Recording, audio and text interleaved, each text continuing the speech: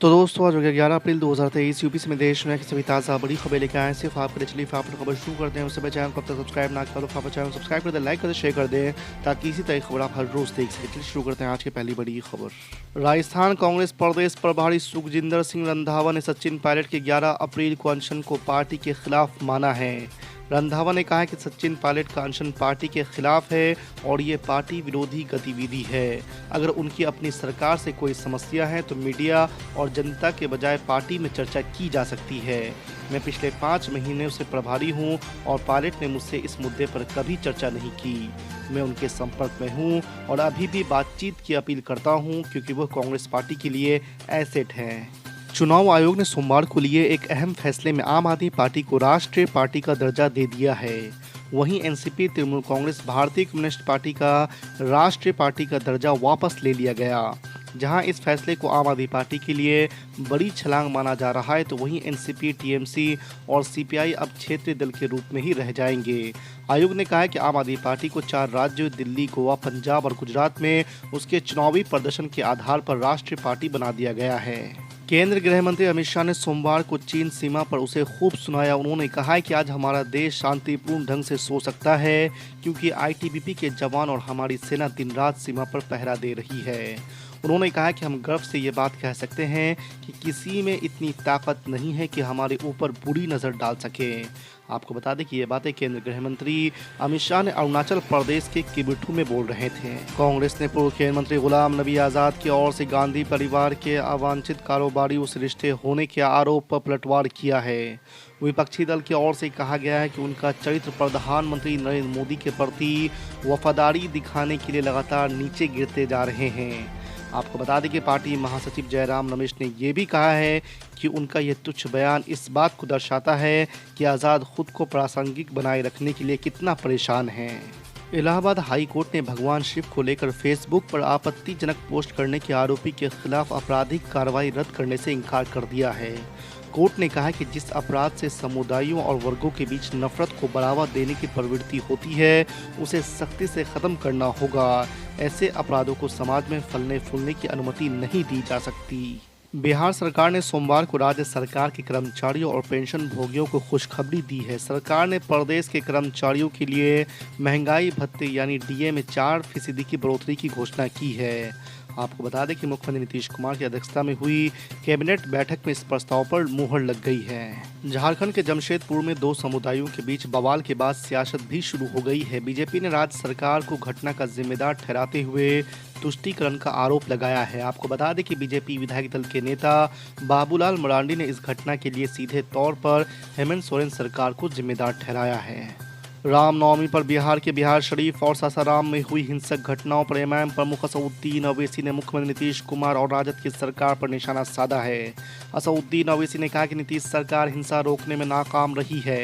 हिंसा के बाद ना मुआवजा की बात हो रही है और ना ही पुलिस कर्मियों के निलंबन की। मुख्यमंत्री इफ्तार पार्टी कर रहे हैं और खजूर खा रहे हैं। एमआईएम चीफ असदुद्दीन ओवैसी ने आरोप लगाया है कि बिहार में हिंसा पूर्व नियोजित थी क्योंकि अगर ये घटना 31 मार्च को हुई तो 1 अप्रैल को कैसे दोहराई गई? क्या सरकार सो रही थी?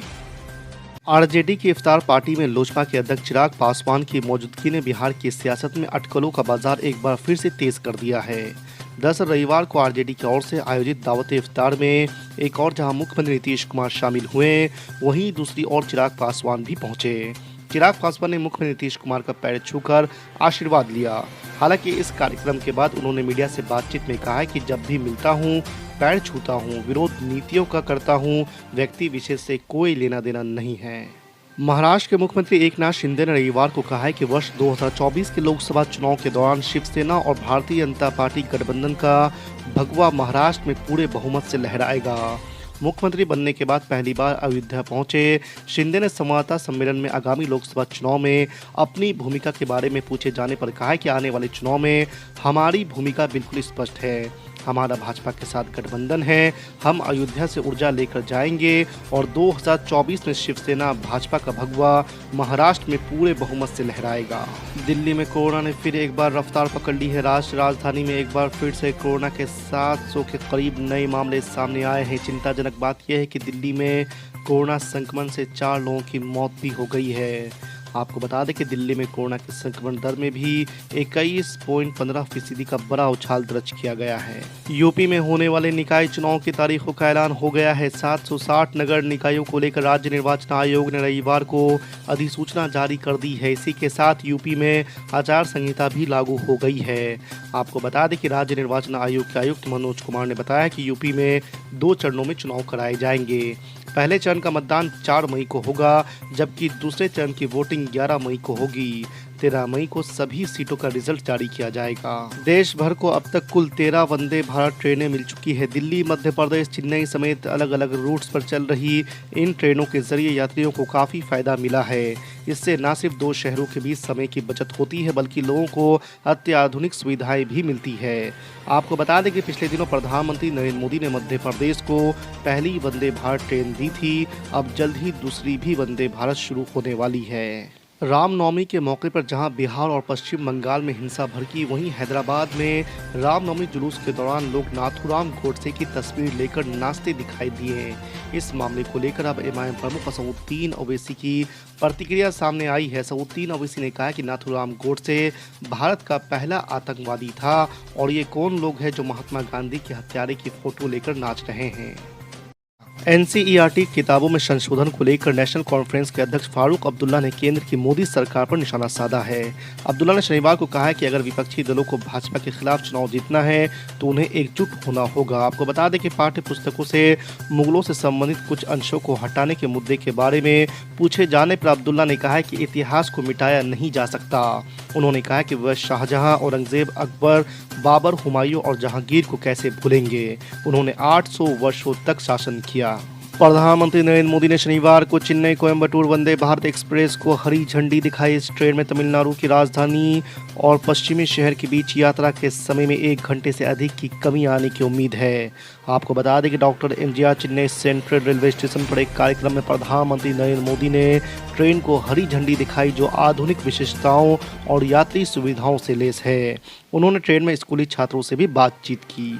राष्ट्रीय राजधानी दिल्ली में सीएनजी और रसोई गैस की कीमतों में बड़ी कटौती की गई है। सरकार द्वारा प्राकृतिक गैस के मूल्य निर्धारण फार्मूले के बदलाव के बाद शनिवार को राष्ट्रीय राजधानी में सीएनजी और रसोई गैस की कीमतों में 6 रुपये तक की कटौती की गई।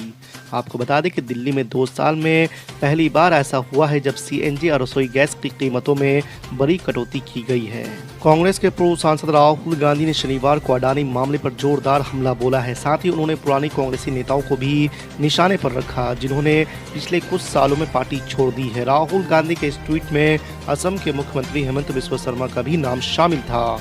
हेमंत ने राहुल गांधी के ट्वीट का जवाब दिया है। उन्होंने मुकदमा दर्ज करने के संकेत देते हुए कहा है कि वो कोर्ट में मिलेंगे।